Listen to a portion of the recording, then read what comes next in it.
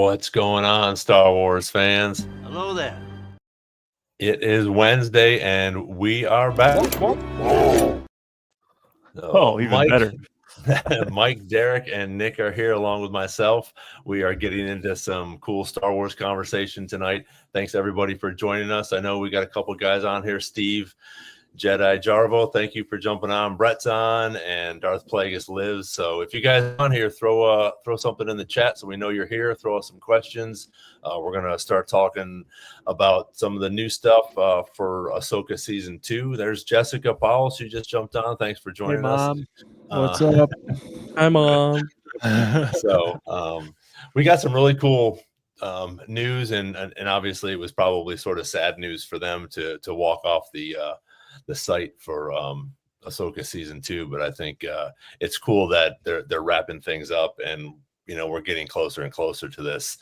Mike talked a lot about it yesterday on his podcast, so it's pretty cool news, and I think everybody that's on here and everybody else that's listening and talking about this stuff is excited about Ahsoka Season 2.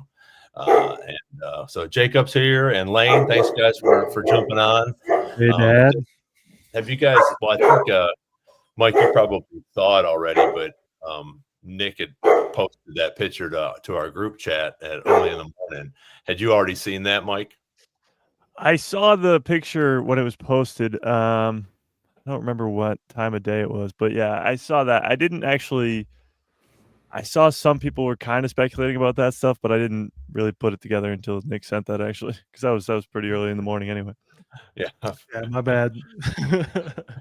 No, I just woken up and it was waking up to the greatest news ever. So there you go. Can't beat that. Well, and you can't be complaining anyway. You're a different time zone than all of us.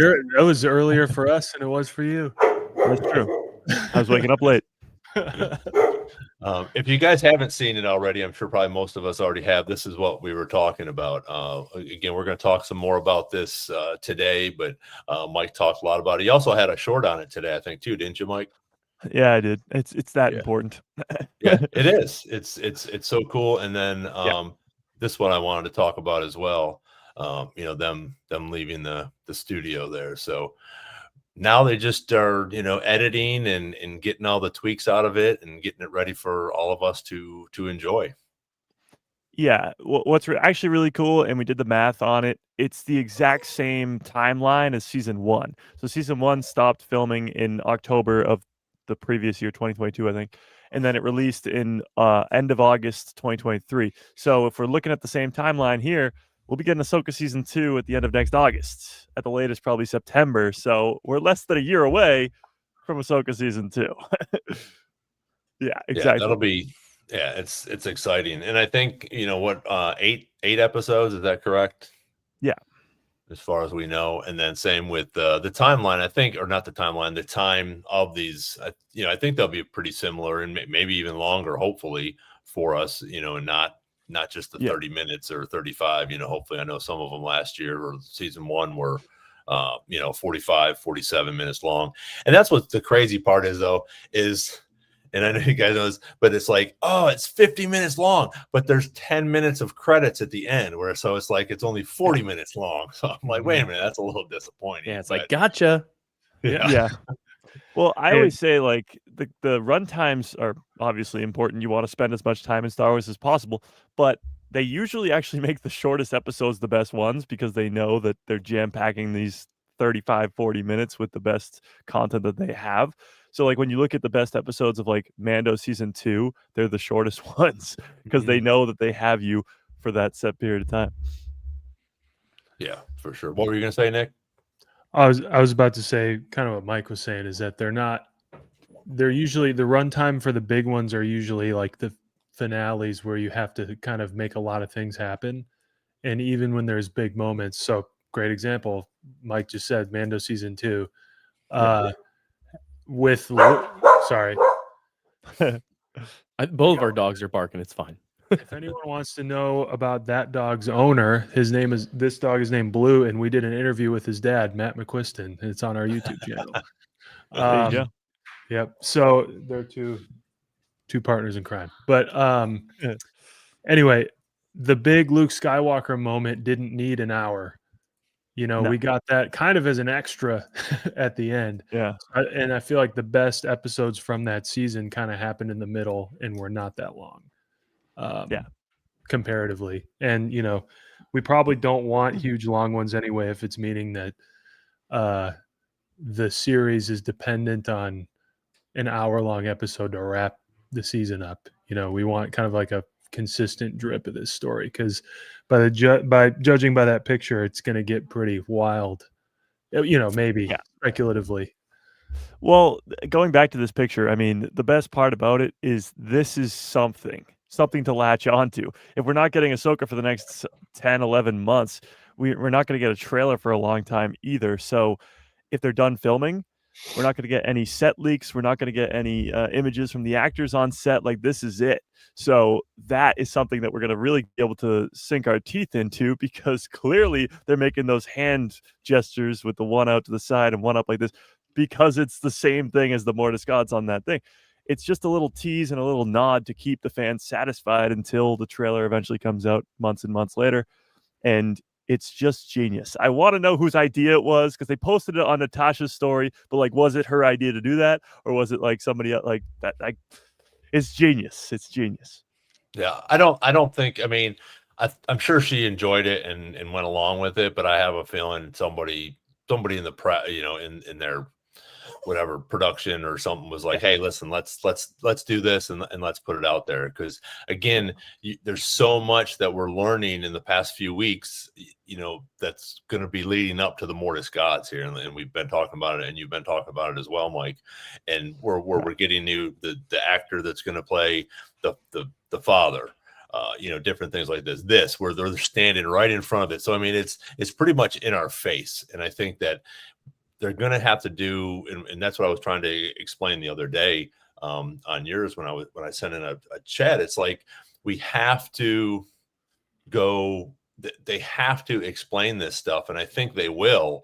And it doesn't have to be as like this huge half an hour episode to explain the Mortis gods the whole way. I mean, if we can get some sort of explanation there to satisfy the normie fans, and say like, oh, okay, so now we have sort of an idea of what's going on with these Mortis gods, and whether they're living or dead or what happened to them, and it's going to take. I really think it's only going to take 3 to 5 minutes if we have somebody like Anakin or Ahsoka explaining it to people, then we'll know what's going on a little bit more.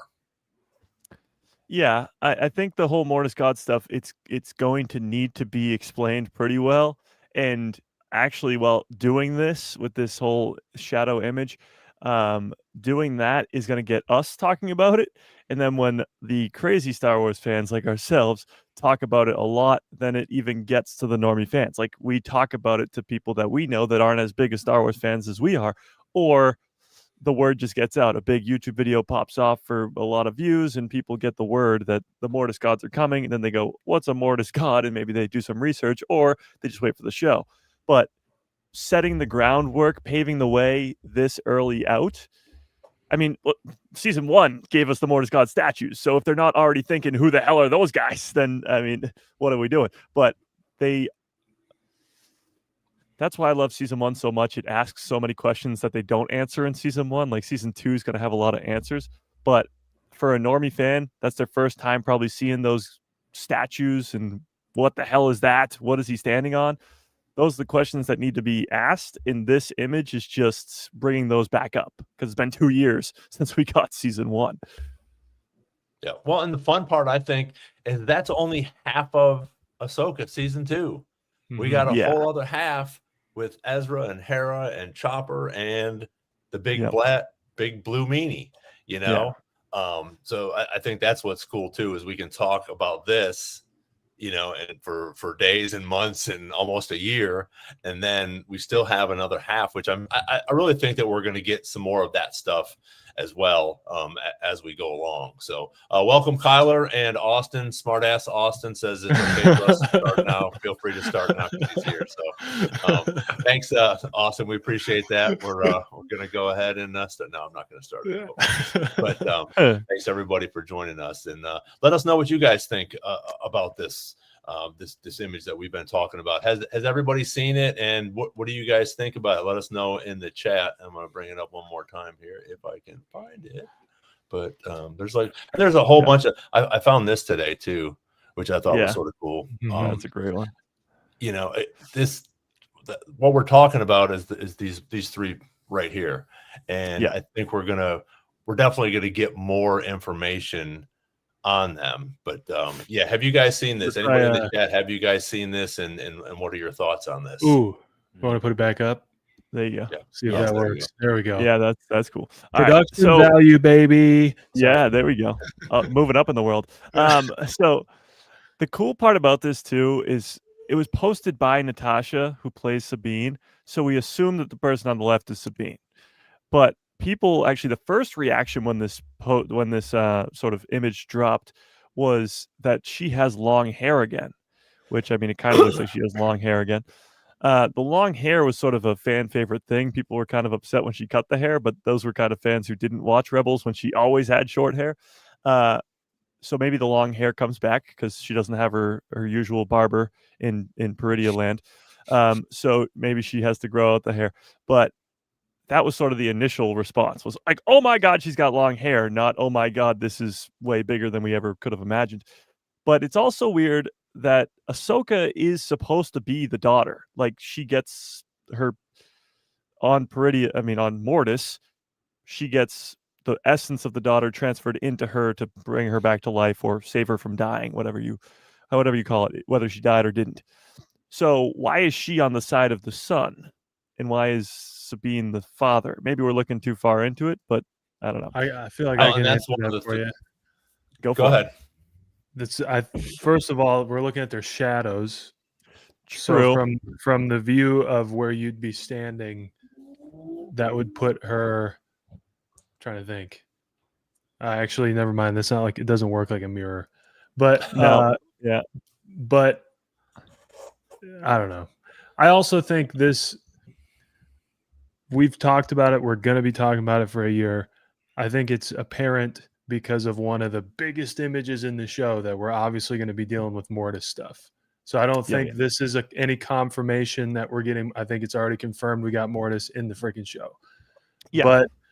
But I could also see, because they know that, and they know that like casual fans aren't going to like notice anything about that shadowy picture of their shadows or whatever, and it's all grainy. I mean, who's to say that Ahsoka and Sabine aren't just like waving in the actual shot and they just zoomed in on the shadow part because they're like, oh, that's kind of cool. And it kind of tickles our fancy because we know what's coming. And then it's a significant, maybe, reminder of this thing. I'm trying to work out the visual math of if we were seeing them and not their shadows, if they would be oriented in left to right like that. But I think they would be. Yeah. Well, to that point too, of it like being just a spontaneous image and it wasn't really the purpose, it almost sounds like way too much of a coincidence if this was just actually not on purpose. Like the way that she's holding her hand straight up and she's holding it out to the side, like if that is just a coincidence, that's like the craziest coincidence of all time. Like that's just so weird. I think no matter what, we're dealing with only part of whatever the actual shot is. Yes, absolutely. So, what I noticed too is what this shadow is on. It's on a very like metallic sort of cylinder looking building type thing. Mm-hmm. And on Peridia, we didn't see a lot of metal at all. I mean, the statues themselves are of course made of stone. Even the Night Sister tomb or whatever that was, that whole place, the home base of Thrawn, that was all stone from the looks of it, at least. So not a lot of metal on Peridia, and this is clearly a set piece, so that's made of metal. Could be the prison that Abeloth is in, or whatever we're looking for with the whole Bale and Skull stuff. It is funny that you bring it up, Nick, too, because we assume that the Mortis gods will be explained in season 2. We assume that Abeloth will be there. We assume that all this stuff happens. Yes, we assume it because, well, the first season ended with Mortis god statues, but we do assume a lot when it comes to Ahsoka season 2 that has not been confirmed at all. Mm-hmm. Yeah, true. I agree. And I feel like I don't know. I think if they're teasing this, even if it is a coincidence, I don't think this shot right here is going to be the evidence from the show of like, Ahsoka becoming the daughter or the mother or whatever. No. And but to that point, like, I think if they're willing to come out with this officially to be like, hey, look at this. Some of you will lose your mind over this. Some of you won't even care. At least speaks to the fact that we're going to end the season without the Mortis gods being some unanswered thing. I think. I don't. Why would they even do that? To me, I could even see we don't get the whole thing. It's really between Ahsoka and Baylan, but would kind of explain to me why they're bringing back Ewan McGregor potentially, or bringing back, someone to play the father who's dead. Like maybe we're in flashback territory more than anything, but I don't know. Yeah. No, I definitely agree that we're in flashback territory. I don't think you're seeing the Mortis gods physically in present day. And we talked about it last week with the casting of the father, or the rumored casting of the father. He's dead. So it has to be a flashback, Now I forget what I was going to say. Oh, yes, I do remember. I got a question for all you guys. And this only got brought up to me recently. When Anakin, Ahsoka, and Obi-Wan are sent to Mortis, they're like summoned there. Remember, someone like they sent out a beacon and they're like, we don't know this transmission, or it's like the Old Republic or something. It was really old or something. So they go out and investigate, and then they get sent to Mortis. But that's all because they were summoning them there to tell Anakin what his true goal is now, to become the father, to take over for the dying father. At the end of Ahsoka season 1, Ahsoka says that she is supposed to be there on Peridia. Do you think she sort of has learned from their first trip to Mortis, where she was kind of summoned there with Anakin and Obi-Wan, and she knows that Anakin was given this option to stay there with the father, and now she's getting sort of a similar request by the Force, or something a lot like? There's so much mystery around it, but Ahsoka saying that she's supposed to be there, like whether she's supposed to be there to keep Abeloth a prisoner or whatever. Like, do you think that those two things correlate? Like, Anakin's supposed to be the father and Ahsoka's supposed to be on Peridia. Like, do you think those have any connection there? I think so. I think that whether she's going to be the sister or therefore, there's something like you said with Baylan. I think that she is like, hey, we are supposed to be here. She has a sense of that. She has something that either somebody's reached out to her or something has triggered her to understand that they are supposed to be there. And I feel like that is something that we'll find out why.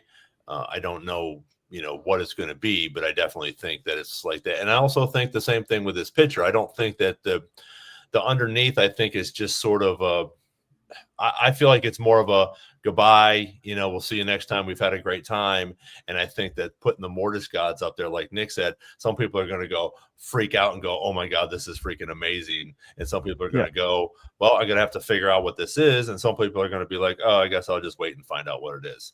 On that note, thanks, guys. I got to roll. You guys wrap it up, and I will see you next week. I'm down here doing a workshop, so I just want to come on and get things started. I hate to miss this because I'm so excited about Ahsoka season 2, but I know you guys got it, and I'll see you guys next week. See you, Ron. Let it rip, Ron. All right. How do we feel about this? The only thing is now I'm in control, and I'm like, how do I remove this stuff? I don't even know. I got you. I got it. Nick's got it. See? Whoops. Hey, it's just me now. See it? Do we like this chat, or do we like that? There we go. Let's do that. That looks great. Yeah, I like this. I was going to comment on, I think Austin said, do we think that's just a screen grab or a grab and not from the show? I don't think that's going to be in the show. I think no. And my whole thing with that is like, I think you guys are right. I think it's going to be explained, or at least something more, or maybe that'll lead to more seasons of something or other. I don't know. But I love that they're throwing this stuff out there. I think it's great. I love that they're getting us hyped up. They're really learning what it takes to get us talking online. Like that's the marketing. They're not even having to pay for commercials for this stuff. They know No. that we're going to be doing these shows, and more power Yeah. to them. Yeah. Well, you got to think about it too. The amount of content that was leaked from Ahsoka's filming for the last 7 months is so little, if not anything. Like, we got leaks of maybe different casting and some other things, but they've not given us. They're keeping everything a secret. So the one thing or the a couple things that they do release is this image, and it's just like really, really clearly implying Mortis God stuff. It definitely is on purpose, and like you said, they're learning. They know that we're going to talk about it, and it's free marketing for them. But to what Austin said too, yeah, that's not. I don't think that's like a scene in the show. That's just probably Dave Filoni going, "Wait, guys, let's do your shadow like this. It'll get them going." And of course, it does. But I don't think it's actually in the show now. Yeah, I would also say what I said earlier is that the quality of the photo is a little suspect. Meaning, I feel like it's a blown up grab of another image. You know what I mean? Yeah. Like, I think they went, well, we can't show. They're like, let's not show them Sabine and Ahsoka yet, but you can do the shadow. Like, if you pull up the shadow, and what a perfect little thing. So I don't think it means when I say it's not a Mortis scene. I think Mortis is happening. I think. Let me find. Austin had a comment in here that this is my thing too. I always love when Star Wars gets weird. I hope this is a sign Ahsoka keeps getting weirder. Yeah, I'm into it. I love Star Wars playing the mysterious ways card and then just piling on it. And I think Mortis is not going to get over explained, but it's going to matter, in a way that broadly works. And to what I lost my train of thought, but Ron was talking about explaining it to casual fans. I don't know if we will. We got a lot of show. There's a lot going on. I think it'll just be kind of something that we work out and we get the gist of why Balin's there, what they're moving towards, and that's like half the story. But in terms of like all the Abeloth stuff, I think at best we get a tease of it. I think we got too much to deal with this season, and that's where I'm at, I guess. But I think, I think they know not to dumb it down for the audience. Like you said, like they don't have to explain everything in extreme detail. Even season 1, there's so much mystery around so many of the characters like Balin that they don't need to like outright explain. That's never been what Star Wars' MO is. Like Yoda species still got nothing on that. So they really like to keep some stuff mysterious.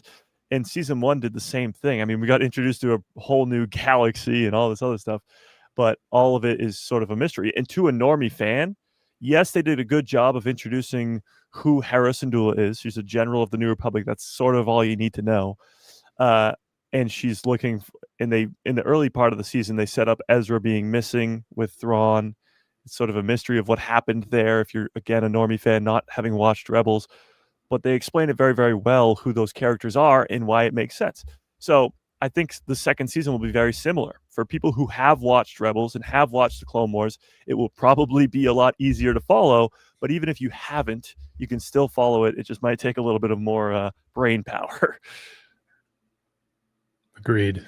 Yeah, I don't like it when they dumb it down anyway. Like, the audience is smarter than you think, so I don't think they need to do anything like that. We might not get a whole lot even that we want, because it'll be, I think they're going to need to just give us what we need for what's happening right now. You know what I mean? Like, I think we're going to hope that we're getting all this Mortis stuff, and it's like, that would be great, but it might take away from what we got to figure out right now. And then maybe we get other stuff like Derek, you were saying, maybe this kind of implies more things coming. And I don't think this is the last like leaked photo that we're going to get by any means. Like, I think we're probably, the hype that this created, they're just like, they're throwing it out there for us. And they're like, oh yeah, that worked. That totally worked. And they're doing this and then watching the numbers on the streaming to see what are people watching. Like, when we do this, are they going back and watching old stuff? So I think we're gonna get a lot of this, and it's fun. I think that's the main thing, is that it's fun to speculate. Yeah. Well, I actually think Kyler brought it up in the chat too a little bit earlier. He said, I got to go rewatch Ahsoka. I think a lot of people are going to have that same reaction. Like Derek just said, you see this and you go, I kind of forget what happened there. Let me go rewatch it. It has been 2 years, so it's been a while.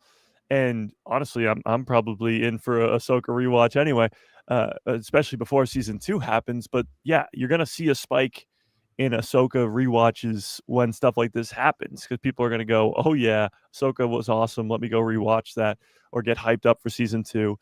And I'm sure as they go through the post-production stuff, like they'll leak out some more images of some final shots and everything. It'll be great. Mm-hmm.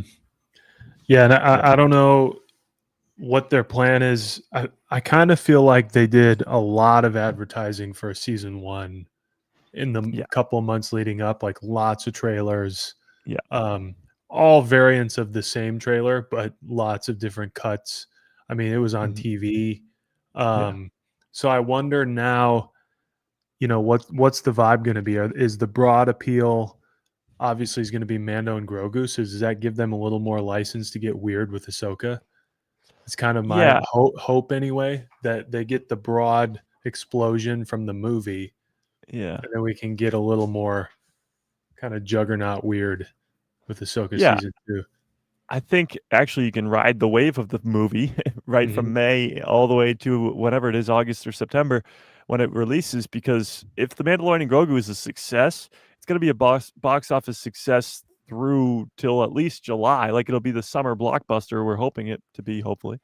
And that'll lead you with all this hype for Star Wars because it's back in the theaters right into Ahsoka season 2. And hopefully the movie itself sets up Ahsoka season 2 a little bit with Grand Admiral Thrawn. But I completely agree. I think you can go straight from marketing The Mandalorian and Grogu right into marketing Ahsoka season 2 and not even skip a beat and just be like, hey, you remember that movie you loved a couple months ago? Here's the next phase or next part of the story. Now, will they have, do you think that in any of the, like the previews and stuff, they'll have stuff for that? Like almost like a commercial, or I don't know that they've done that. Have they? Well, I mean, they haven't had a movie since Disney Plus dropped. So that's true.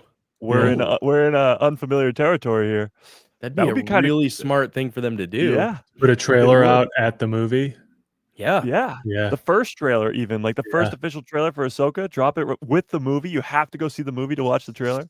You heard it here first, folks.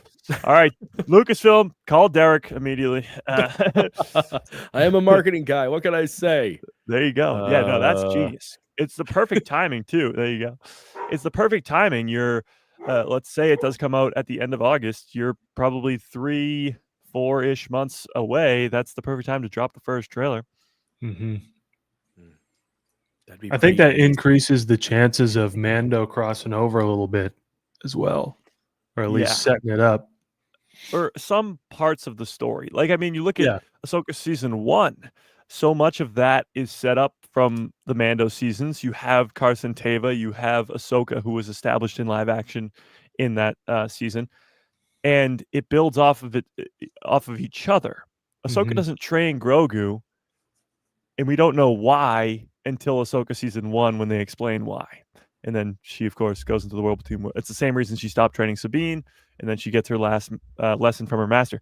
But that's not explained until years later when they make Ahsoka. So they're still bouncing off of each other, some more than others. Of course, the Book of Boba Fett is pretty much Mando season 2.5. Skeleton Crew hasn't really dabbled in other places yet, but it's still early. But they're definitely building off of each other when it comes to these Disney Plus shows. So hopefully The Mandalorian and Grogu leads like directly into Ahsoka. Not that those characters will be there, but maybe. Also, Mandalorian and Grogu filmed first. So they know what happens there. And they know how it can connect. Yeah. Max Rebo said, I hope they don't release Mando and Grogu on Disney Plus until after Ahsoka is released. I don't think they will, because I think they're going to milk it for everything they can get. I agree, but if you're saying Ahsoka season 2 comes out in like end of August, I could see it like right before to almost hype it up. Yeah, but I hope they leave it in theater for a long time. So that's assuming the end of August date.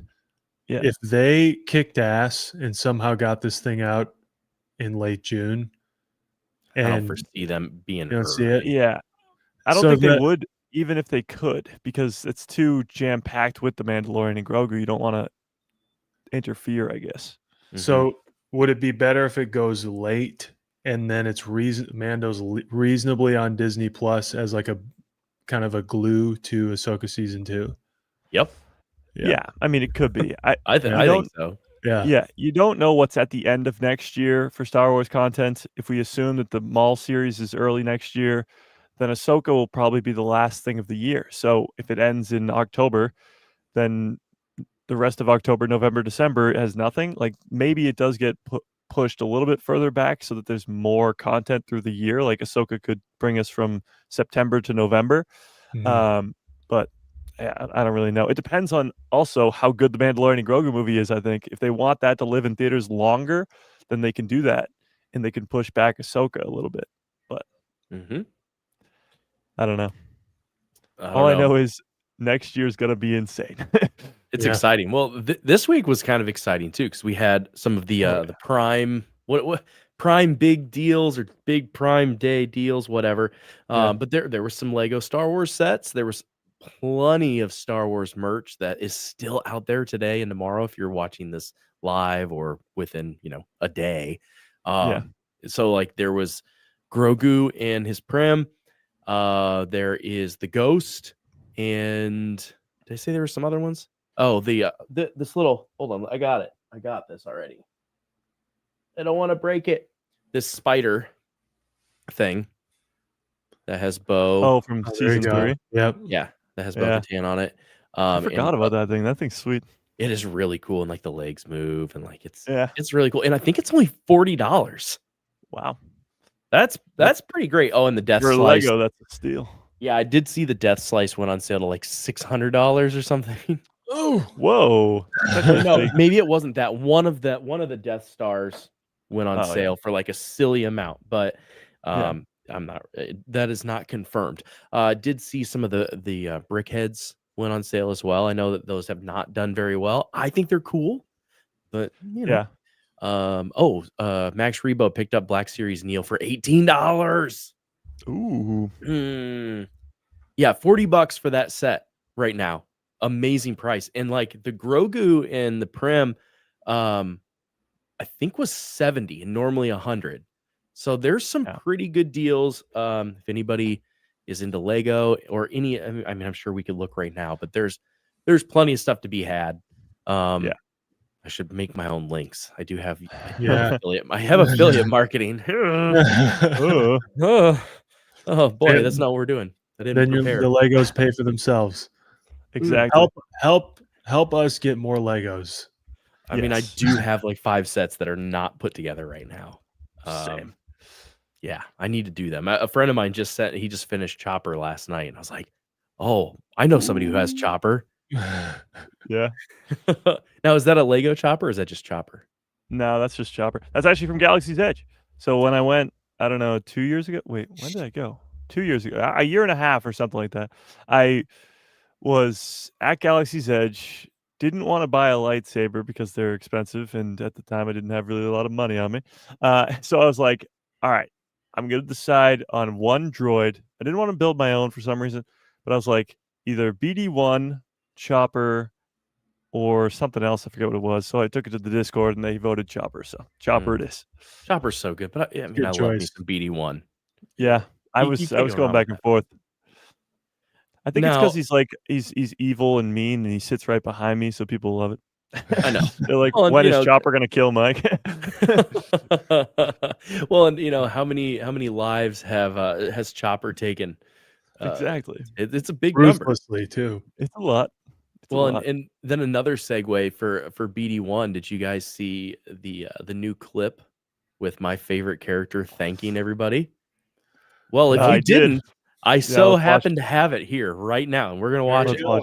I just want to say thank you so much for supporting Cal in this story, in this journey. Everybody's reactions to it has been incredibly special. Being able to see people in cosplays of Cal Kestis, it's amazing. I genuinely can say that this is one of my favorite characters that I've ever been able to play. It's something that's really special to me. Thank you so much.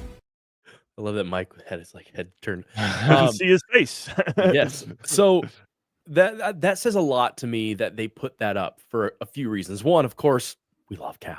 I love Cal. Yes. Um, Yes, we do.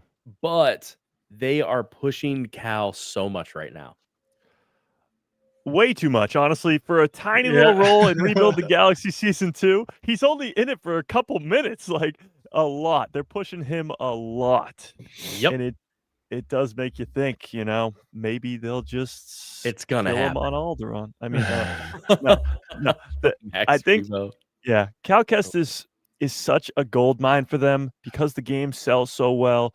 They're obviously making the third game, but the fact that they made the character look exactly like the actor, of course, on purpose, and Cameron Monaghan is such a good actor, and fans love him. It's like the ability to take Starkiller and bring him into canon because people love Starkiller. They want to do that. It's never going to happen because Starkiller is way overpowered. But Cal is kind of like the canon version of Starkiller. If you take away as being the apprentice to Darth Vader, he's sort of the video game fan favorite character in that way. So bringing him to live action, especially when you easily can with the whole Mandoverse stuff going on here with Dathomir and Night Sisters and all that, it seems like a no-brainer, and Lucasfilm knows that, and that's why you get stuff like this video of him thanking everybody for the 2 minutes he's in Rebuild the Galaxy. You're welcome. You're welcome.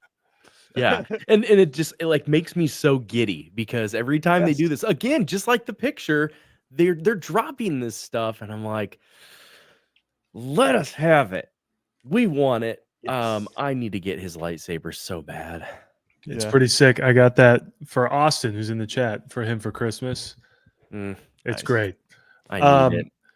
So, question then: if they bring him in to either live action or animation, if they just bring him into some kind of visual property, is that before or after the last Survivor game or Jedi game? Yeah, I would love to say before, but I don't know. The next Jedi game, if we're going based off of the math between 1 and 2, it would be 2027.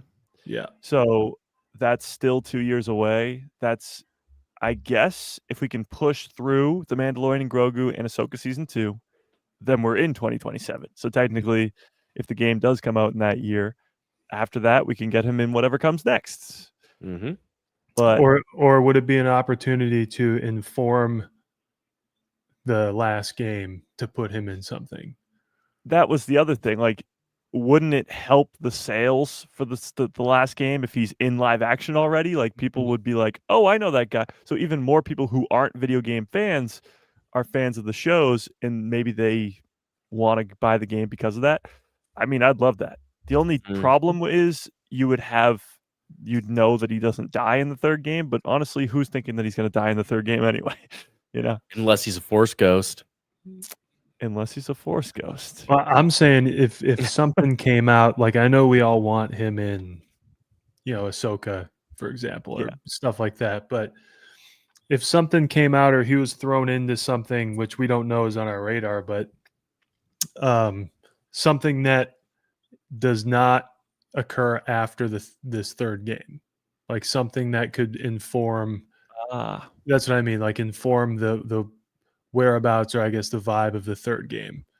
I feel like it'd be more likely that they do the game and then he'd be in something if he doesn't die in the game. But it could be a pretty big, I don't know, depends how much they put into their games or want the games to do well. I think it could be a massive push if you threw him into really anything. Because look at us right now, like, we're giddy to think about him coming into it. And yes, Kyler, I did say giddy, and so did Nick. Yep, I'm 2 giddy. times.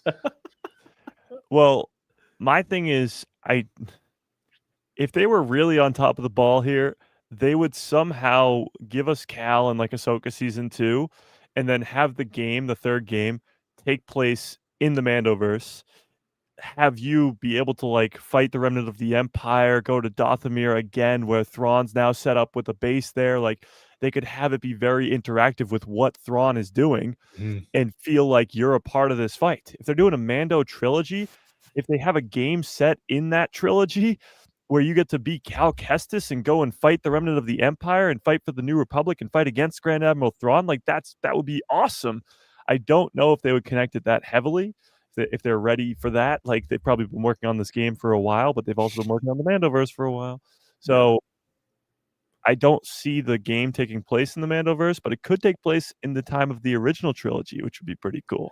Yeah. And I think one thing to note is the amount of effort they've put into all of these things, games, the park, all of these things being intrinsically tied into canon. I know we have all this conversations about legends and canon, but for better or for worse, they've really put an emphasis on making sure things line up to be able to use any and all opportunity to use characters that make it or don't.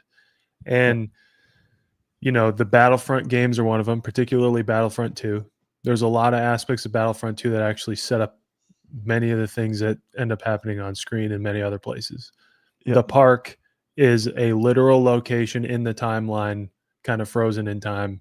Maybe one day they'll break away from it, but it doesn't seem like that's on accident, right, Derek? Yeah. No. Yeah. They're starting to. Yeah. It's just, but it served a bunch of stories, right? Like true. Very true. Black Spire, Batu is kind of a big deal in the Thrawn Thrawn side of things. I'm rereading the book or re-listening to the book right now because I love it. This is number 3 and I'm still catching new stuff. Yeah. So I think also the Jedi games, although I'm not a gamer, kind of go out of their way to kind of intrinsically fit in the canon without being an issue. The way that Force Unleashed, even though it was an awesome game, just totally threw out the window. Yeah. So I don't expect like the first time we see Cal to be a huge thing, but I think they will take advantage of the third game coming and he's going to be in something, because I think you both are right. He's in this Lego thing barely. Yep. And he's like, hey guys, so excited that you had me. And it's like, really, that they pulled you in for that? Well, could it be like almost like a Darth Plagueis thing where it's like him in the shadow? Like, I think even that boosts the game, or or even of course, like, I'd lose my mind. Yeah, I would lose my freaking mind. What if they didn't even show him? All right, hear me out here. What if it's Ahsoka season 2 and they just got dealt in the regular universe? They just got dealt this huge can of whoop ass from Grand Admiral Thrawn, and they go, all right, we need all the help we can get. And Hera or Ezra or somebody who would know Cal for some reason, maybe Luke would be crazy, but somebody who would know Cal is like, or Grogu. Oh, I know somebody. Imagine, they're like, oh, I know somebody, redhead, like starts describing it, but not actually, but some sort of tease to Cal. You don't physically see him, but they're like, we need reinforcements. Let's call this guy. And then you don't see him, but the next project is the game. Like, that would be kind of cool because he knows Dathomir, he knows Night Sisters, he knows that stuff. Like, he would be a huge help versus Grand Admiral Thrawn here. Also, I've always felt that Tanalorr and Peridia give me similar vibes. Yes. In terms of like where, a story device. And again, don't think that's on accident. There is one problem with Cal, and it hasn't really been brought up yet, but it's that that Rey doesn't hear him. Like, she hears all these great Jedi, but Cal is not dead.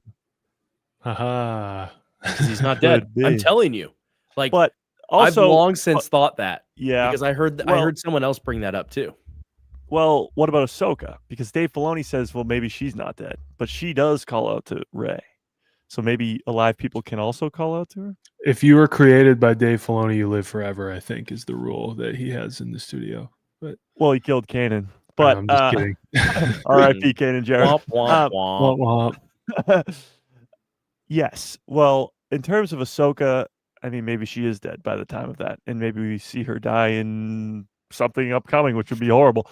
But it is a little strange that Cal, and maybe because he's still alive, but he's not one that calls to Rey, and it might actually serve as an issue as you introduce new characters in general, because like Kanan even calls out to Rey, but that's just because Kanan was already established a couple years before the rise of Skywalker. So now when you establish new Jedi like Cal Kestis in the time after Rise, they can't be that important, or they have to live past Rise because they would have called out to Rey.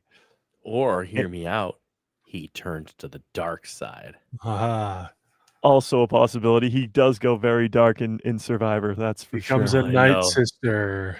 Well, well, one of the things too that when we talk about the third game, when we talk about Cal even showing up, is I don't remember the girl's name, but is no, I Maren? don't even remember what. Maren? No, not his girlfriend. No, Oh.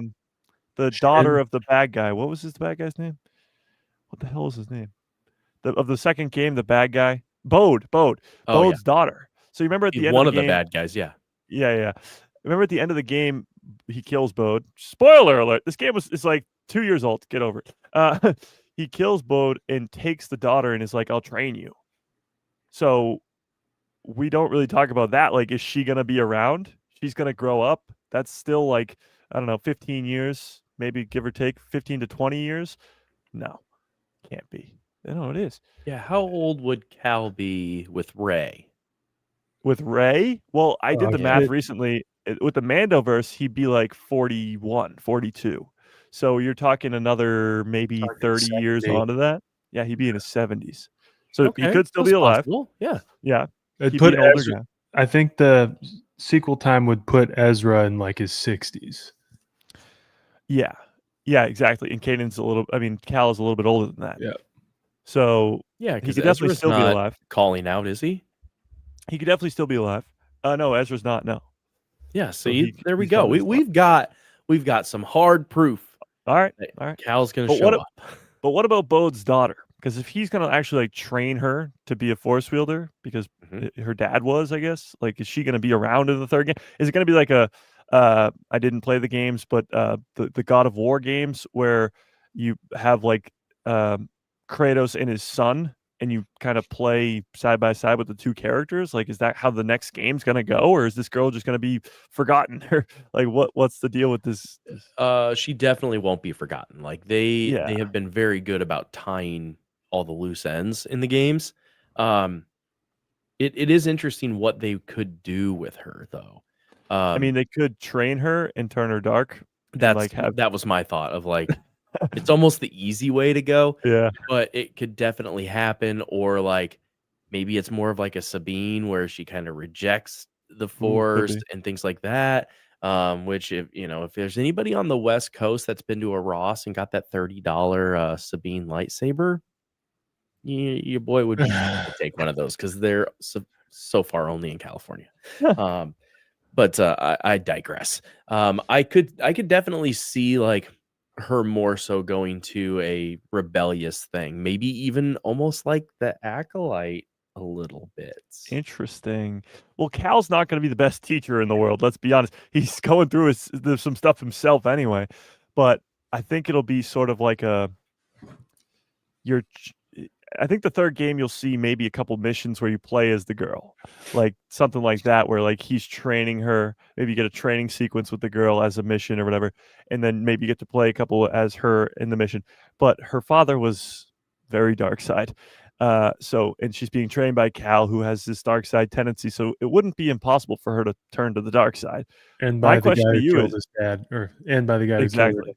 So Yeah, that might not be a good thing either. My question to you is, do you think we've seen her before? Like, do you think she's already a character that's older now in the Mandoverse that we've been introduced to, but we don't know it? I can't think of any at the top of my head. Maybe somebody with the New Republic in like Ahsoka or something. Maybe she turns into a Twi'lek and she's the one that they do the jailbreak with. Yeah, the girl from that. Yeah. Well, my other thing was like, we talk about the post-sequel villains and how there could be, if we're lucky, this Sith order, this hidden Sith order. For example, if Maul is going to establish Darth Talon, where does she go? So if we got Darth Talon, we got this random girl trained by Cal Kestis who has dark side tendencies. Now you got two. If you do the route of Darth Krayt or Asherad Het with a Kenobi season 2, and then you got 3. Like, you could slowly over time have these characters who just disappear off the main timeline, who are dark side users, and then come back in a post-sequel world as Matt Smith and Mia Goth, if we're lucky. Now, And she doesn't have red hair, does she? It'd be the Sith Order. No, she does not. Eric, don't do that to me. Don't do that to me. Wouldn't that be a turn of events? Wouldn't that be? I don't know. She would be the right age. I don't know That's which where I was like, I don't know which red-haired character you're more excited for, Derek. Cal Kestis or Mara Jade. I mean, as soon as you see red hair, it doesn't matter if it's a girl or boy, we're freaking out. We're freaking out. Cal Kestis or Mara Jade, doesn't matter. Yeah, we wants the redhead. Exactly. But what are the chances of that happening? Like a just characters, because we know that Darth Talon is coming, or a dark side Twi'lek being trained by Darth Maul. Let's be honest, it's Darth Talon. We know that she's coming.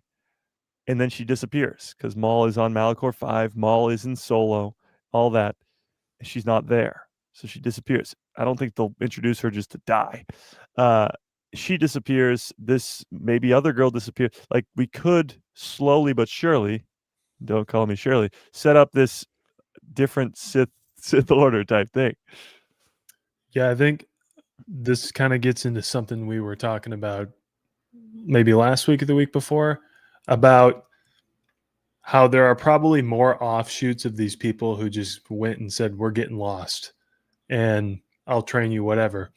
Yes. And recently we've had, now it seems so normal to have Baylan Skoll and Shin Hati. Yes. But back when that came around, we were like, well, what the hell's going on here? Now it makes perfect sense. We've gotten, I think we always kind of forget, we've gotten this like total resurfacing of Ventress. And her Padawan. This kid with her, who will undoubtedly probably try to get back to Dathomir at some point or something. You got Cal Kestis, everything he's doing. You have the Sith Eternal, which Max Rebo has pointed out. That could be anywhere. Could be anywhere and everywhere. Who knows? And then you have, like, not that they're like this huge threat, but like, I assume that there are Inquisitors left over that had no leadership or anything after everything goes sideways. And you have just, I don't know. No, you're absolutely right. You have loose ends all over the place. From Asajj and her apprentice to even like from Tales of the Empire, Barriss Offee. She looks a lot older because she's been force healing people, and that takes a toll on her, but she's still out there. She's still alive. You have those two with Asajj. You have, I gotta assume that Asajj is going to be in the Maul series. Like, at some point, those two's paths cross. But either way, Maul's training an apprentice. Asajj is training an apprentice. Kanan trained an apprentice. Baylan Skoll trained an apprentice. All these people are training these younglings or apprentices, and they, from what we've seen, turn into something. Shin Hati's turned into her own character. Ezra Bridger's turned into her own character. I assume that Darth Talon will eventually become her own character. So Asajj's will too, and Cal Kestis getting his own apprentice, she will become a main character too. There's a lot of, for the very little Order 66 survivors, there's a lot of next generation Boken Jedi, as Baylan Skoll puts it. I'm with this too. I'd be cool if this is the case. I legitimately don't know.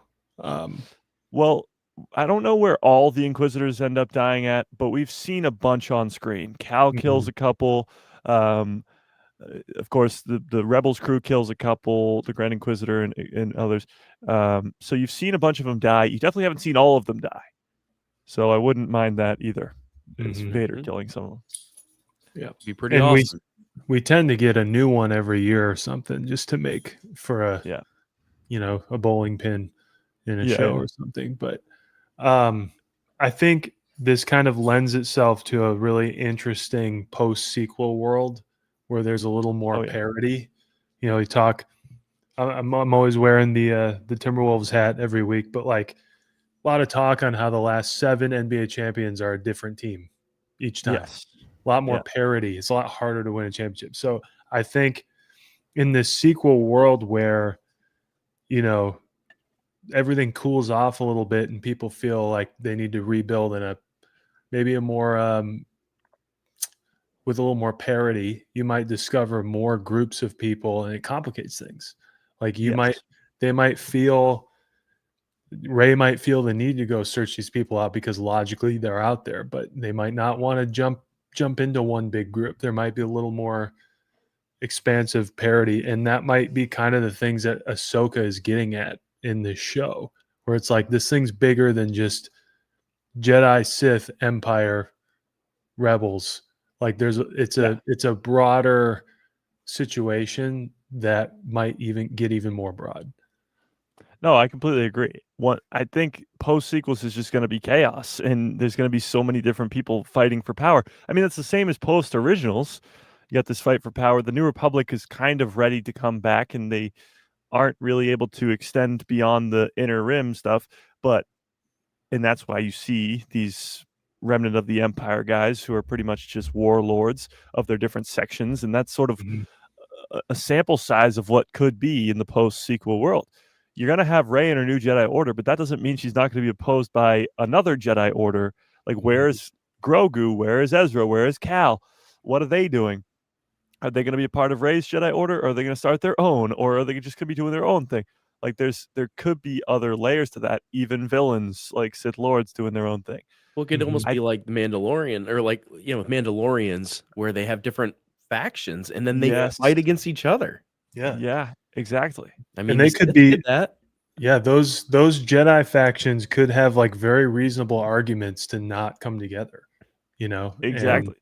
Well, you got to think about it too. The Jedi Order of the Republic is very different than what Luke tries to create, because he wants to make it more like he has more emotional connections. He gives Grogu the option to go back to Din Djarin. Like that, the Jedi would never do something like that. It's already something very different. So Rey is going to sort of base her order off of what she learned from Luke in the sacred texts, which is a really ancient way of the Jedi.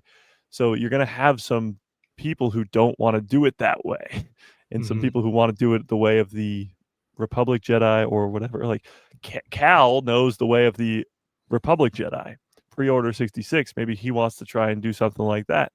I don't know. Yeah. And to be fair, pretty big civil wars. To be fair, Luke kind of tried to blend, because he graciously offered Grogu the chance to go back, but he also said, if you don't go back, you need to forget about it. True. And then he also in the comics made Ben refer to him only as Master, not Uncle Luke. Yeah, that is true. So he kind of did it, like, loved him like a nephew, but don't call me your uncle. Yeah. Like he rode the line. He probably should have picked one or the other. But I think those are all reasonable. Also, to your point, I think both of you said this last week. The bad guys never think they're the bad guy, except Palpatine of all people. But so I think you'll get some groups that become our villains that genuinely don't think they are. Yeah. And I think the real villains will be the opportunists in this whole thing, seeing that the scoreboard's wide open. But I don't know. I don't even see Balin Skoll as a villain right now, honestly. I see him as an opportunist who's, Well, you could say that about the rebels the whole time. Yeah. They were doing terroristic acts. Yeah. Mm-hmm. So, well, I it's mean, like it's with like Ahsoka too. When she leaves the Jedi Order, it's not that like the Jedi are the bad guys, but she sees the flaws in them. Same way Qui-Gon did, same way Dooku did. But now, like Balin Skoll, like I don't see Balin Skoll as the villain either. When he fights Ahsoka in the first season, he's like, I don't want to kill you. Like I got nothing against you. Like we're good. We're both Force users here. And he's just looking for some big power. Like he wants whatever's going to end this cycle, and he's not trying to end it to kill everybody. To actually end, he's actually trying to, probably in his own head, sees this as a way of stopping the fighting, having one true power and not have to fight anymore. That will eventually make him a villain, but I don't think he's going into this with crazed being intentions. misled. Yes. Yeah. He's being misled for sure. Mhm. But absolutely. I mean, you have so many different people feeling the Force in so many different ways. From Ahsoka being this pure Ahsoka the White, to Baylan Skoll, to even Cal Kestis, who's dabbling with the dark side a little bit. Well, that's where you have Taron Malicos. Yeah. Yes. So I mean, Yeah. like, Exactly. he was a dark Jedi. He was trying. That was his whole thing, was to get Cal over there. Yep. And and how old was he? Because he was like, He was in pretty the old. back to tank Pretty old. or whatever. Yeah. He didn't look well, great. So however old. Yeah. Well, you bring up a great point too. Actually, the back to tank thing in Survivor with Dagan, whatever his name was, Mhm. from the High Republic. I just finished Alliances. I'm now on to Treason. But in Alliance, you get so much of this back and forth, and the big thing with the Grisk was these sort of sleeping chambers, or whatever they called it, the back to tank like chambers, where they were putting these Chiss children to sleep because they were Force sensitive and they wanted to use them for their whatever. Called them Skywalkers. Yes. Yeah. But to do that, they were able to put these living beings to sleep in a cryo freeze, much like Dagan was from the time of the High Republic. Do you think that technology is going to be used on like anybody and anyone? Like, for example, we brought up Darth Talon earlier. Could she just disappear because she hops in a cryo freeze tank and then until somebody happens upon her later down the line? Like, it's a way to keep a character alive and not have to deal with her or him in the time period of the original trilogy, and just put her post sequels and not age a day. And what character could introduce that was in those books with the Grisk? Haha. Yeah, that guy, the blue guy. Yeah, I think he might be a little important. Yeah, Thrawn could absolutely introduce that, because he has done it. He's been part of that. That's what we always talk about now every single week, is that we want Thrawn to not be a villain. We want him to be this guy who's doing it for his reasons, like he is in those books, where he's not doing it just for him. He's doing it for his people. And there is so much more to his story, but so much more to that story in general, to the Chiss and the Grisk and all that stuff happening in the unknown regions. That needs to play a role into all of this. It needs to, because it's been established since the time of Vader and the Empire, and even before that, with even the time of the Republic. You need to keep that a consistent thing through the Mandoverse and into the post-sequel world, because the Grisk could be a huge villain. They could be a big threat for a future, like, not Palpatine level, but Palpatine level, like a big threat, a whole species. That's where we got to go. And I mean, honestly, could be the Chiss could be a problem. Yes.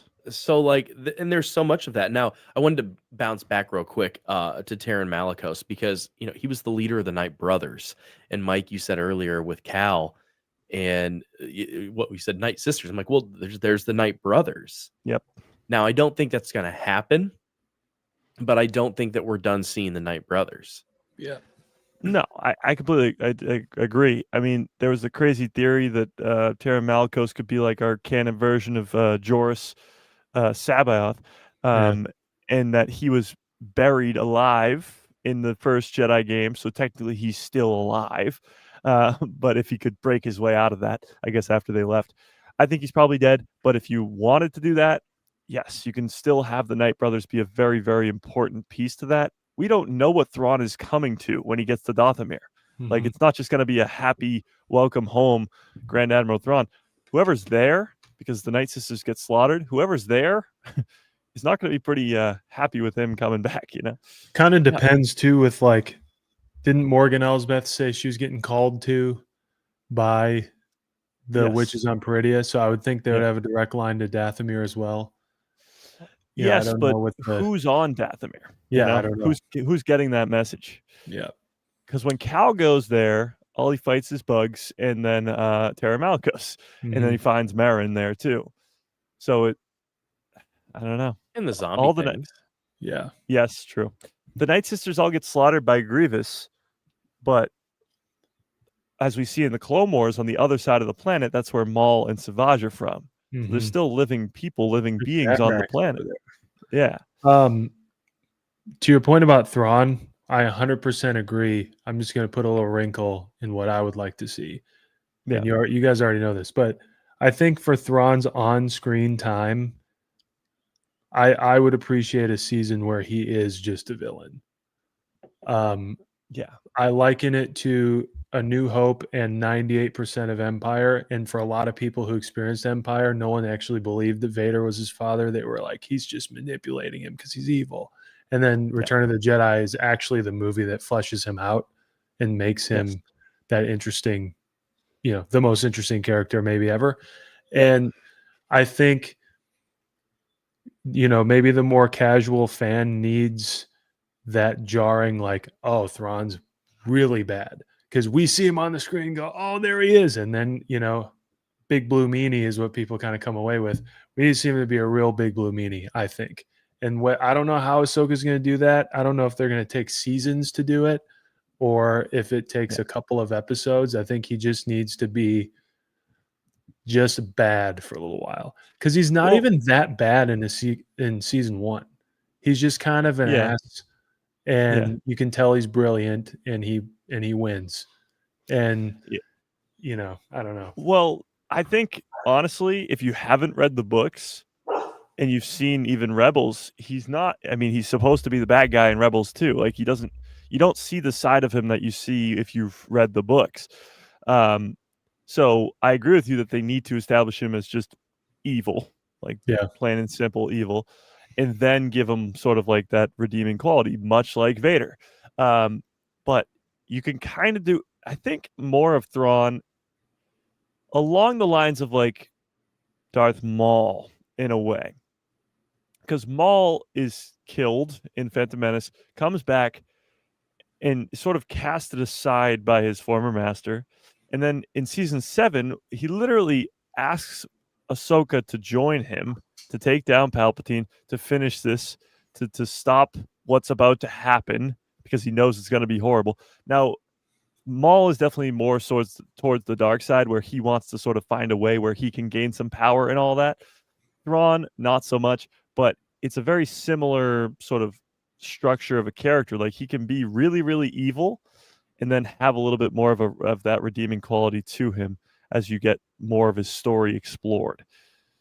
But that depends how much story we're getting explored with Thrawn. Because if Ahsoka season 2 is the last season of Ahsoka and we don't get an Ahsoka season 3, then where else will we get more Thrawn but the movies? And the movies don't really give you a lot of time to sort of search that deep backstory of Thrawn. So, hey, they have started new series based on other series. Yeah, true. A Thrawn series would be awesome. Oh my god! Or if they just simple Thrawn. They could work into what we've been talking about for a while is like a legitimately named heir to the Empire. Yeah. Sequence of things. Yeah. I would love to see, honestly, sort of a. Have you guys watched? I finished watching the first season, True Detective. Oh yeah, first season is unbelievable. I just finished the first season. It's so good. So True Detective, for Derek who didn't watch it, it sort of works in. There's these two main characters, and it starts with them getting interviewed in present day, and they're getting interviewed for this murder that happened like 15 years before. Yeah, something like that. So the story is taking place in present day when they're being interviewed and what's happening in present day, and also what's happening 15 years before with the whole murders and all that stuff. That's sort of all you need to know for this. I think if they did a Thrawn series in the time of the Mandoverse, you could do it just like True Detective, where you're telling a little bit of Thrawn in the present day, what he's up to on Dathomir, what he's doing, expanding his empire. But the majority of it is from 20 years before, when he's doing all the stuff with the Empire, when he's trying to help out his people, when he's dealing with the Grisk, like the stuff that sort of is in the books. So you get the present day and the post, but it's sort of like, to an extent, it's sort of like the Book of Boba Fett / the Mandalorian, where you get a lot of flashbacks. Book of Boba Fett is a lot of just him being raised by the Tuskens and then stuff happening present day. Well, you're kind of describing Thrawn alliances. Yes, well, that's similar because it's present day there, and then when him and Anakin are doing the stuff on Bad too. But I'm more so saying that it would further the story of the Mandoverse in the present day stuff, while also giving you the backstory that's needed for Thrawn. Mhm. Because you need Everyone- a long time with Thrawn. Everyone should watch True Detective season Oh, yeah. 1. At least one season only. 1. Yeah, because they're anthologies, so each season Yeah. is Different has nothing characters. to do with it. Yeah, I just I started want- season 2. I've heard it's not as good. it's hard to beat it. It's very hard. That was like one of the best seasons of television I've ever watched. I need a just want Star Wars True Detective. Sorry, go ahead. Oh no, I That's was what I'm gonna say saying. I want a series for Star Wars set in Batuu, in Galaxy's Edge, and like Yeah. with the stuff they've already. Because I heard like rumors that was an idea where they were gonna have Oga's Cantina, and you have Oga, who's this crime boss, and Doc Ondar, and all of these different things that happen, and Vi Marati, and different characters, Cardinal. Didn't they do a VR game that was like that? Yep. But Yeah. I want a show. I don't want a Yeah. VR game. I want a show. Well, you could do a Tales of Batuu where you just have like this cool stuff that happens over time, like the highlights or whatever. Like Ron with Padme and Exactly. Anakin. just like that. Yeah. That's what I'm saying. That's why I think it'd be really cool. Where I would love a live action where they go back. Mhm. Yeah. And I mean, could you imagine the people that you could get in there? yeah. That'd be nice. So nice. Yeah. Yeah, and again, I mean, that's me being selfish because I love the parks and I love that book, and but I could see like we've looked at the map many times and where that's at, and based on other stories, like it would make so much sense. That's why the Rebels wanted a base there. Yes. I mean, that's the edge of the unknown regions. It's where a lot of this stuff, if you do bring in the Grisk and the Chiss, that's where a lot of that stuff happens. So it would be a waypoint pretty much. Right. Plus Kylo Ren was there. So like the First Order's been there. Yeah. So Palpatine was aware of it.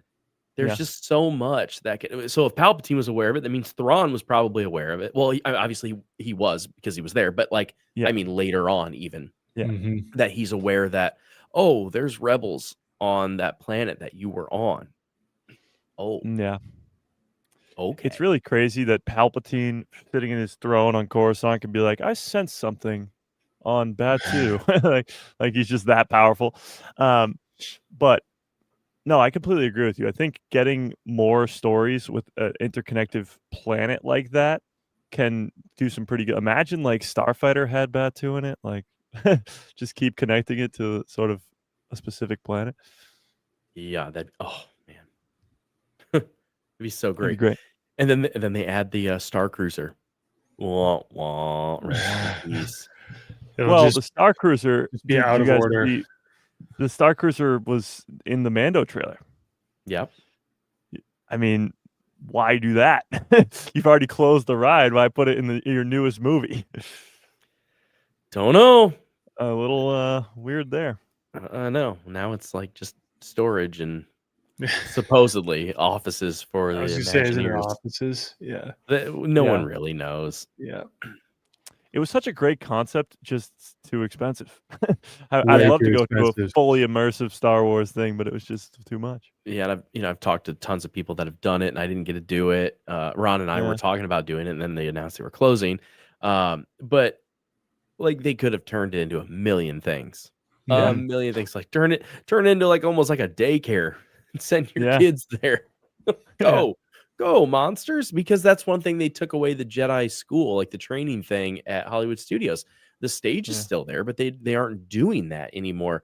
And that was it was a great money maker. It was an easy money maker. Anytime you can do something with a group, but they got tons of publicity for it because people always had their phones and their cameras out, and it was a time sucker out of the park where it could pull people away from rides. Mhm. And they desperately need more of that. Yeah. So we'll see. What do you? I mean, the doorway's right there. It really Gal- is. in Galaxy's Edge. So Some Well, pretty actually, funny going back to- videos, too. Going back to a point that Nick made earlier about it being stuck in time, aren't they doing the Mandalorian Grogu when it comes out? They're doing it's a Smuggler's Run. They're doing a different version of the ride. Yep. Mhm. sure are. So there you go. I mean, they're changing the timeline a little bit there with that. Which means Hondo will probably be in the movie because Hondo's on the beginning of the ride, and they're not taking away $1.5 million animatronic. Yeah. No. And it looks real. It looks real. Oh yeah, when I first unbelievable. saw it, because I was there opening week, like I was there like the second day it was open, and I'm like, oh, they got an act. No, they didn't get an actor. Oh my god. Yeah. It was so good. To that point, yes, I think Hondo will be either in the movie or somehow related to the movie. The Millennium Falcon is right there too. Like the way it's described by John Favreau is that this ride will take place right off screen. He said right off screen from the events of the movie. This ride has Bespin. It has the second Death Star, the wreckage of the second Death Star, and some other place, Coruscant. So it's got those 3 huge places where the image for Bespin is the Millennium Falcon flying in with the Razor Crest right next to it. So, like, is that all going to be in this movie? Are we getting Cloud City in the Millennium Falcon and Hondo Unaka? Like, what? That's crazy. I actually think it's very possible we get Cloud City. Like that's a move you do for a new movie that you haven't put out a movie in 6 years, is you throw shit like that into it. Yeah. Yeah, I mean, you're not wrong. You throw in stuff that people will recognize and get hyped for. It doesn't have to be this big deal like in the story, but it's cool, Mm-hmm. Yeah. To Max Rebo, they said that the events of this ride will take place right off screen. So it's like you're in the movie. That's what they want. So technically, I guess the Millennium Falcon doesn't have to be in the movie, but it's right off screen. Does that mean Chewie and Han are right off screen? Or is this actually at the point where Han has lost the Millennium Falcon? I don't really know when that happens. Well, and that was the other thing, is like, could Zeb have the Falcon, or maybe Mando finds the Falcon and trades it to Zeb, and like that's how he gets the Razor Crest. Now that would be crazy. There we go. You heard it here first. Heard folks. it here first. Yeah. Wow. We got a That would couple be of those. awesome. What? Oh, Yeah. wow! I've never thought about that. Do we need to think about that for a second? No, that's crazy. Could Millennium Mando Falcon- and Grogu find the Falcon and acquire it somehow? The Falcon being in the movie at all would be crazy. Yeah. What's would be the a pretty- sequence that Ray and Han argue over? So Unkar Plutt got it from somebody who got it from somebody, and then he says, "And who stole it from me?" Yeah. So I Like don't. pirates. So Yeah. like, and Hondo when is does all that about the happen? Falcon. Like, Yeah. maybe in the movie, Hondo gets it from them because Yeah. Hondo is part of the Falcon at some point. Like, if you're riding the ride, it's his Falcon basically. Yeah. So like when Han Solo of all people says he stole it from me, do we believe that someone stole it from him, or that he lost it and thinks it's unfair? The way that Lando thinks he lost it unfairly. I think that's Han. probably pretty accurate. Yeah. Yeah. This says in the novel Bloodline, Han has already lost the Falcon. Mm-hmm.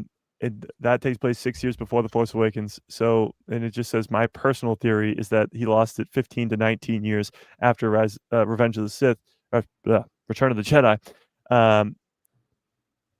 And then, of course, it ends up on Jakku. So they're talking at least 10 years post Return of the Jedi. So he should technically still have it right now. And there's a deleted scene that implies Kylo Ren has memories in the Falcon. Yes, also So true. he would have had to have been. Ben would have had to have formative years in it. That's true. Yeah, I didn't think about that either. It would be so crazy if the Millennium Falcon, like that, how well kept a secret that would be. Like, there's been nothing about that. Yeah. Nothing. No leaks. Not nothing until about now. Not Thanks, until now. Derek. Yes, Yeah. we leaked it here, folks. Yeah. I have insider info. Derek's gonna get an email that just says Lucasfilm, and then it's gonna be like, "Stop talking about the Millennium Falcon." It's just gonna be his exact location sent from Lucasfilm. It'll be that NDA that I signed several years ago from Yes. Lucasfilm about something completely unrelated to this. Yeah. Speaking of leaked and things I wasn't supposed to talk about, I saw some stuff where Timothy Zahn, they posted videos of him saying the things that I couldn't say on the podcast. I think we're in the not other not all of them, but he definitely was saying some things about like, they won't call me back. I've offered my help. I was pretty shocked to see that come out in a way. But when him and I were talking, not in the panel, just him and I at his booth, he didn't say I couldn't say anything. He didn't say this is like hush hush. He was very vocal about it. Mm-hmm. Yeah. He's genuinely upset. And seeing that video come out, I was like, oh boy. Yeah. Now, do they call him now and do damage control, or do they care? The Does thing it is, matter? This guy he just wrote 2 trilogies for you, for your character who's now going to be the main villain of your upcoming projects. Like, wouldn't you want that guy sort of around, helping out a little bit, maybe, or at least keep him on the phone? I think he'll definitely get a call for some damage control.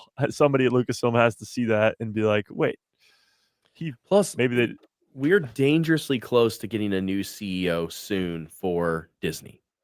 And it's probably going to be Josh D'Amaro. Josh D'Amaro is the head of like Disney Parks. And if he becomes the CEO, he's the park genius. He's the one that like has raised so much revenue and people love him. You better believe that damage control is going to be one of his big things, but also bringing back stories. Yeah. Josh D'Amaro's all about stories. Bob Iger is about board members and numbers. Shareholder value. And Josh D'Amaro will have to follow that, of course, but he is about the story. And I firmly believe that if he gets the position, I mean, everything's going to be better in the parks, but especially Star Wars, and hopefully that would include bringing Timothy Zahn into the picture more. I'd love that. I think it would also, to your point, maybe lend to, if it's him that becomes CEO, he's going to have to lean on whoever the heads of each department are. Absolutely. Right? So like he's going to have to lean on whoever's, he's going to have to put a lot of faith into whoever's running Lucasfilm, because they need to catch him up. Like they need to know what's going on. Same with Marvel, same with Pixar, all the things. But yeah, you told us about old Timmy Z, and I'm sure there's still some. I'm surprised there's a video of it. I'm surprised because you said he was talking to you personally. Mm-hmm. I didn't think he would be doing that at the panel. I didn't either. But when I saw him do the panel, he said a few things that I was kind of like, I'm surprised he said that. Mm-hmm. And then that video came out, and I was like, oh, yeah, he's going all in. Because I think. Go ahead, Mike. I was just gonna say, do you think he, like, obviously he knows what's going on with Star Wars? Do you think he's like trying to get back in, like he's doing this to get their attention, almost to like be like, hey, I want to help out with Thrawn? I think he's genuinely upset, and I think I don't know if I told you guys the one thing that I still am not going to share. And that really put some light into it. He will not share that, by the way. I don't think he ever will. No. I mean, maybe, I don't know. he didn't preface that I couldn't say anything, and he said it at his booth, like in at front his of table. People. Yeah, I mean, it was just him and I, but like I've said it on the podcast. If anyone wants to do some digging, I'm not going to say what it is, but I've said it several times on the podcast. So yeah, if Timothy Zahn gets locked up for that, lock me up too. But so I think it's interesting, and I think he's genuinely hurt because he knows that he helped save them at this point. Mm-hmm. And he knows that his stories are better than most of the other stories. To answer your question, Mike, I think part of it is that he's upset, and another part of it is kind of like twofold. He might be trying to get their attention to come back, but it's also to potentially separate himself from, hey, you might have some Thrawn questions. I don't know what they're doing with him. I have to wipe my hands of it. If it turns out like bad, if it's bad, then I have nothing to do with it. And it's like, if you feel like it's not consistent with the books, then that's not me, man. Yeah. It is like George Lucas sort of when the sequels were coming out, he was like, "Yeah, I gave them my thing, but they didn't listen, so I'm sort of disconnected." Same thing. Yeah, same thing. It just is crazy because it's not like he made the Heir to the Empire in the 90s and hasn't worked on Star Wars since. He's worked on Star Wars, what do we say, 3 years ago? So Yeah. it's literally been a couple years since he's worked on Star Wars and worked on the character of Thrawn. So Disney has hired him to do that. I'm sure he worked hand in hand because those books go hand in hand with the events of Rebels. At least the first trilogy does. That he had to have meetings with Dave Filoni, have meetings with everybody over at Lucasfilm and figure out where this fits in the story, what he can and can't do, and all that stuff. So it sounds just crazy that that was only 3 years ago, and now they've just haven't talked to him since. Like they just have neglected him this whole time. Like You could argue that Disney's entire, or I guess it's Lucasfilm's entire overhaul of the canon stuff is because of Timothy Zahn's stories and character. yeah, Like in order to make that work, like that was the first big Legends, fix that they did, Yep. and kind of probably the biggest overhaul that they did. And you could argue that it was all because we have, they recognized these stories are huge, not only to our fans, but they're really rich and we can do a lot with them. So we have to make sure that this guy's here to help us with that. And now he's just gone. Like, I don't know, man. I remember maybe a year ago, or maybe even more than that, him popping up again saying something like, when Ahsoka season 1 came out, he wanted to write a book about Thrawn's time on Peridia through those 11 years. He was like, I think that would be awesome. There's probably so much going on there. And it's a great idea. I mean, what was he doing for 11 years? How does he get the Night Sisters to call it to Morgan Elsbeth? There was a whole relationship with him and Morgan Elsbeth that we see in Tales of the Empire. Like all that, there so much could be happening, at least enough for one book for Thrawn in Peridia. But if Lucasfilm is watching what he's saying, which I'm sure they are now, if they do this Thrawn stuff, especially with Ahsoka season 2, they could have him write that book to just give a what happened with Thrawn in those 11 years type thing. It just seems weird to go on with Thrawn being your main villain after you brought this guy back to do 6 books with Thrawn, to not have him be involved in that at all. And it makes me a little worried for what you're looking forward to. What you just said you're looking forward to is it makes me worried that we may not get a Thrawn with depth at all. So here I am saying he needs to be a big villain. That might be all we get, That is the concern. Because he fleshed out 6 books to give us the feel. Hey, Mike, nice shirt, by the way. Oh, thank you. Yes. Oh, yeah. You weren't on the my pre-show. No, yeah.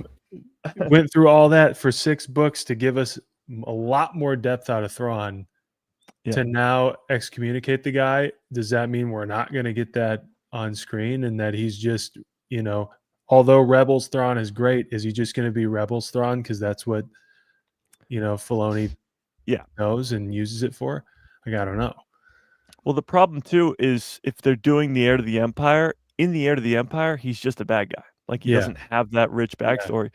So, I mean, maybe they do just do bad guy Thrawn, but again, that's a huge mistake because not only just doing that, it throws away his whole backstory, but it throws away the opportunity to bring in the Chiss and the Grisk for either a future threat or even just a now threat. But absolutely, you're throwing away such good storytelling and such good characters that it just would be a waste to do that. There's so much set up there that this could easily be your next villain and your villain after that and your villain after that. In these first new Thrawn books, like the main, not alliances, but the other 3, where it was like Thrawn, the first 3, the first 3, alliance and treason.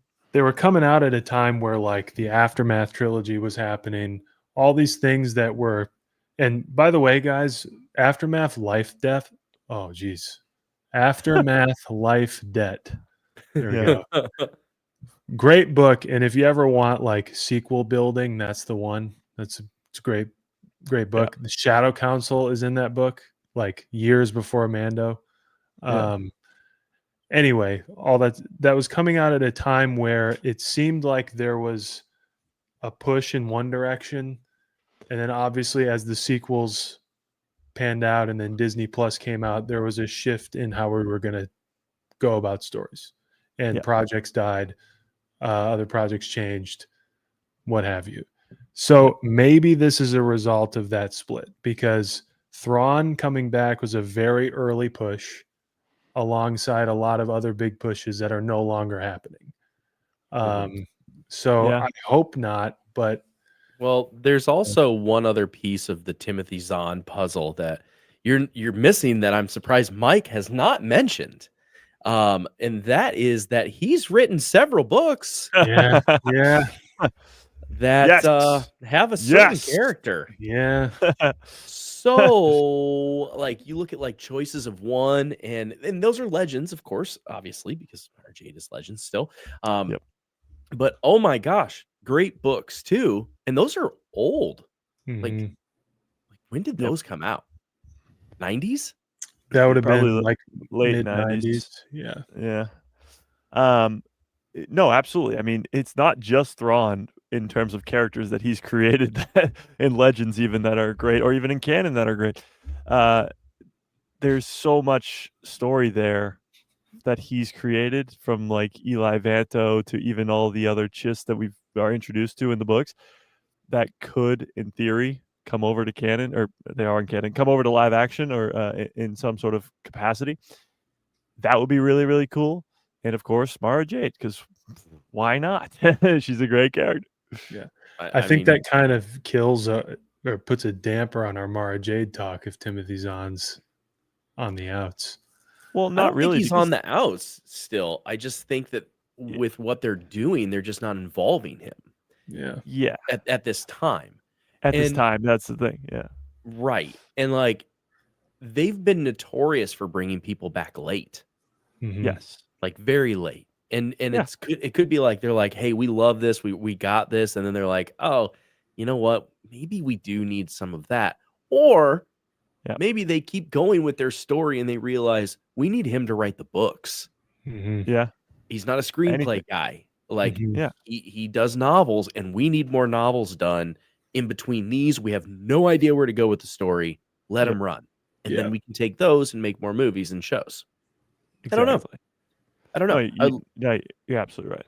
There's also the I think- point, when we talked to James Luceno, he said it's very different working for Lucasfilm now than it was prior to Yeah. the acquisition, that they are way more involved now in how you write it, because they are actually thinking about where it fits and that sort of thing.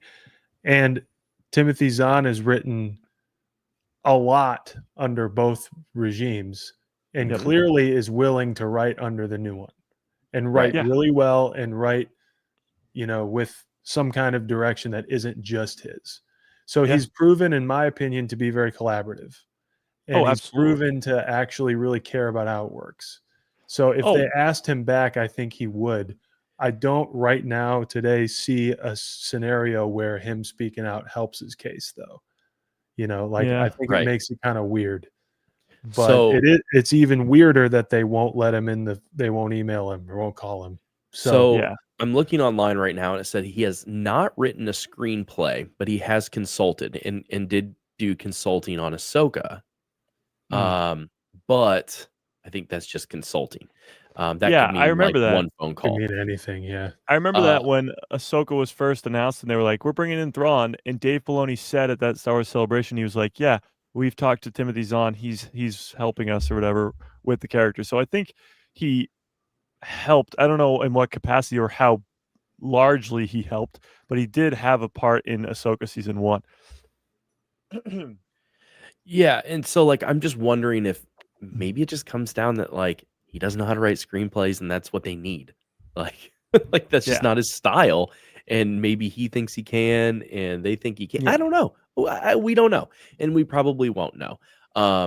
But I really would love to see him more involved. Yeah, absolutely. When I'm looking at this, I looked up the release dates of the Thrawn books, the first trilogy.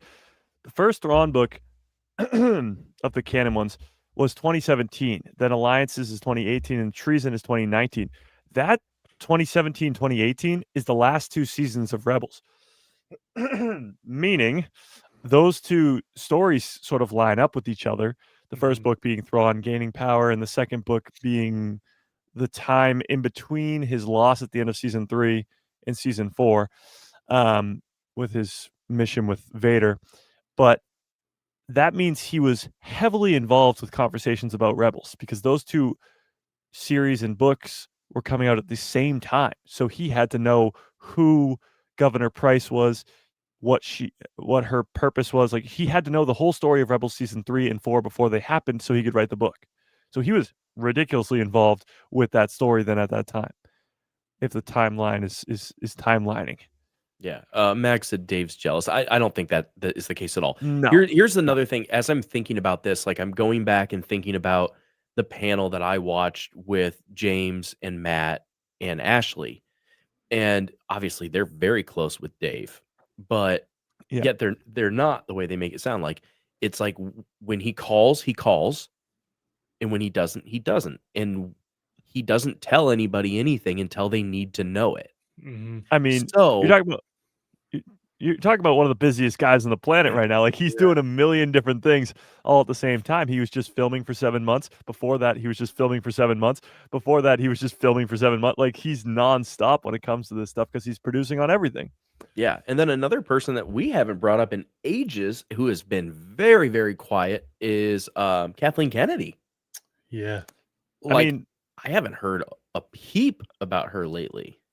Well, that's sort of a good thing in a way. I feel like anytime the name Kathleen Kennedy gets brought up, it's always in a negative connotation. So if we're not hearing about her, it's sort of a good I feel like she's back to doing business the way that she was doing it. Yeah.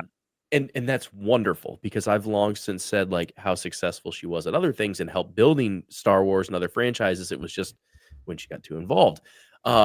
But you know, maybe it's a thing where this is really just business, and it's not to hurt anyone's feelings. There's nothing egregious. It's just they've got their plan, and if they need him, they'll call him.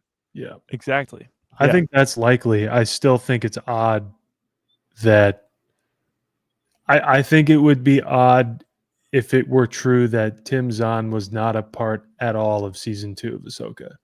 That is weird. If he was a part of season 1, and not season 2, that's weird. He's implying that they didn't call him at all for this, that would be weird. Because you'd think, you know, you wouldn't necessarily need him on what we get of Thrawn in season 1. The reveal and seeing him is big enough. We just get like a little bit of a nothing they didn't do in Rebels with him. Now, has he actually said they didn't? Like, I don't know. His consulting didn't have anything to do with season 2. If he was only consulting on Ahsoka, right? Maybe he's pissed that he didn't get asked to do anything on Mando. Yeah, maybe. Or maybe like he has word that they're using Thrawn in Mando and they didn't ask him anything. I mean, there's a lot. We could speculate all day. And I think we should. Yes. No, absolutely. I think in terms of Ahsoka season 2, it's actually funny because we talked about the images we got earlier too. Nothing from Thrawn. Like, talk about leaks. Nothing about Lars Mikkelsen being on set. No images on his Instagram. I don't even know if he has Instagram. Nothing of that sort from Lars and Thrawn. They're keeping all that stuff a secret. Now, why they would have to consult him for season 1? Maybe the whole Anakin stuff, because one of the best scenes in season 1 is when one of the Night Sisters or Morgan Elsbeth, somebody tells Thrawn that Ahsoka's master was Anakin, and he just freaks out because all this history he has with Anakin and Vader. But like, maybe that's why they had to consult him to see like all that backstory and everything.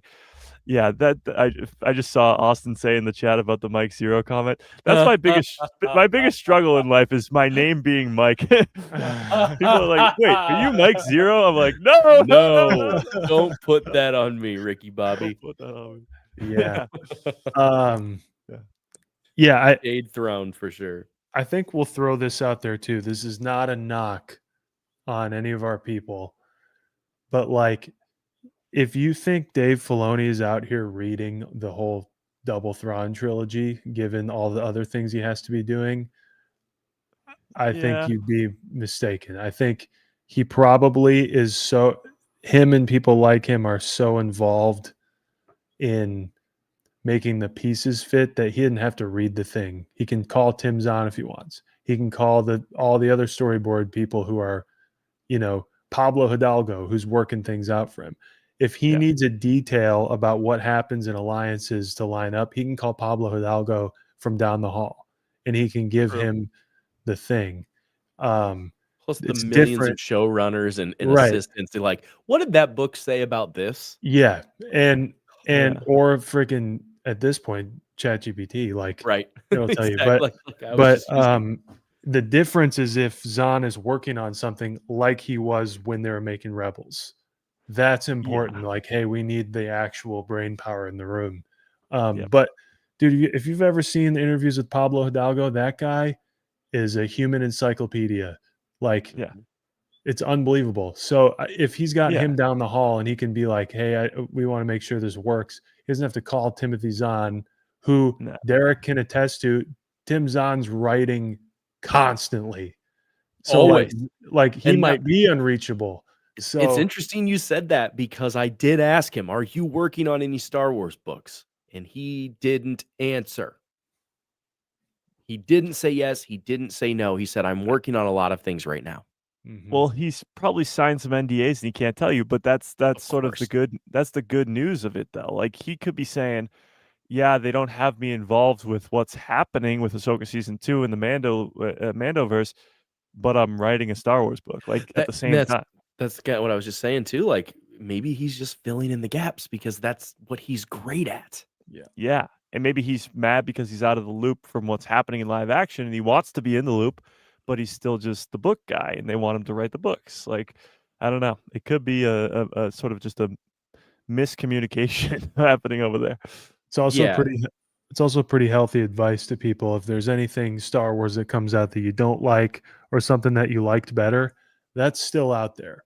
So Tim Zahn's books are still out there. If the Thrawn we get in season 2 is not 10 novels worth of this character, those novels are still out there and they're incredible. And I had a friend ask me, like, do you think that he's saying this stuff to sell books and to keep his name in the spotlight? I was like, absolutely not.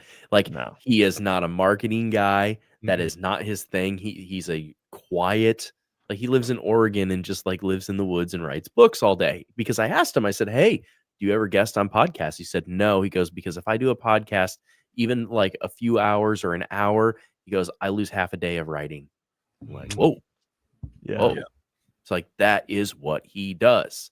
I mean, he just put out The Art of War, and I want to read it really bad. It's like a bunch of Star Wars or science fiction style Art of War things. So interesting. Looks pretty good. Yeah. It looks pretty good. We would love to have him back in Star Wars. It's not even confirmed that he's gone either. So yeah. Well, yeah, I don't think he's gone. Yeah. I just don't think he's doing anything with the shows or the movies. So, on that note, I mean, I know we usually go to about 2 hours, but I think we're in a pretty good spot, a good ending stopping spot. But thanks everybody for joining us, Austin, Steve, Max Rebo, everybody else that were on there. I know we had a couple new people, so I'm excited to have everybody here. And I know Ron is always sad when he has to miss anything, but he's down playing harmonica and stuff. Yeah, he's ripping the harp. Yeah, having a blast. It's my old world. Yeah. Ask me how much I miss it. How much do you miss it? Not at all. Oh, there you go. No, just kidding. I love those guys, and that's one of the ways that Ron and I are connected too. But again, thank you all for hanging out, and we'll see you next week. Same bat time, same bat channel. And in the meantime, make sure you watch Mike. Mike is live tomorrow. Yeah. If you're watching this live. And also, so every Tuesday, Thursday, and Saturday, correct? Indeed. Yes. So make sure you watch him. And Nick, anything that you need to promote right now? Nope. All right. Just smash a like and a subscribe And also to Mike's channel, a guy who loves Star Wars. Smash it. Absolutely. Do it. All Smash right. it. Do Like it. Kyler said, may the force be with you always and also with you. We'll see you guys later. Bye.